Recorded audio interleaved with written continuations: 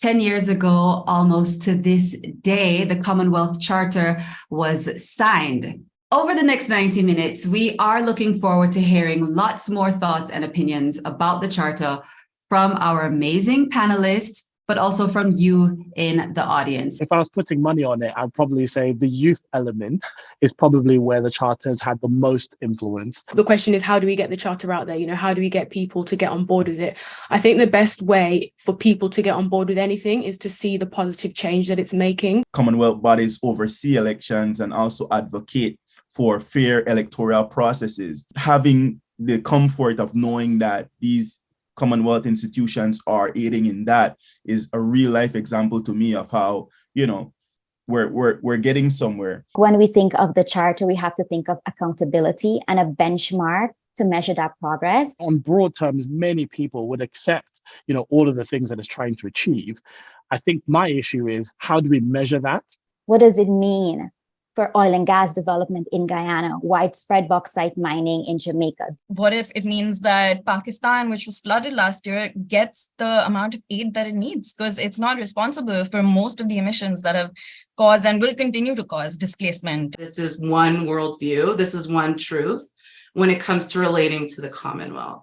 What the Commonwealth has in common across the states is colonization. I think it's really important for us in the Caribbean to understand the trauma that colonization has left us. My ancestors traveled in ships. They were taken in ships to Guyana to farm the land, to work the land, for Europeans to benefit. But now we are at the forefront of the climate crisis. How do reparations fit into the Charter? And what about rotations in the Commonwealth, in leadership? I worry about where we spend our energy. The reality is reparations, things like that, are super controversial and also not agreed amongst all the Commonwealth states. Being on the front line of getting countries to sign up to one document, it is ridiculously difficult.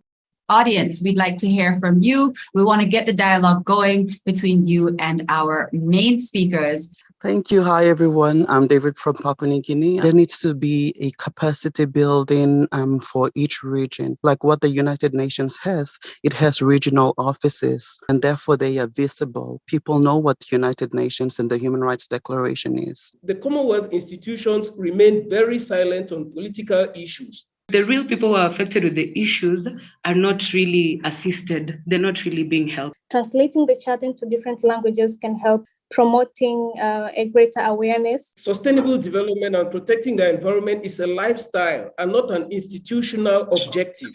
How do we, the people, move the Charter from being a set of aspirations to becoming a practical instrument of challenge and of change, something that comes alive? I think creating accessible finance, especially for grassroots organizations, people on the ground who are actually doing this work, is really necessary.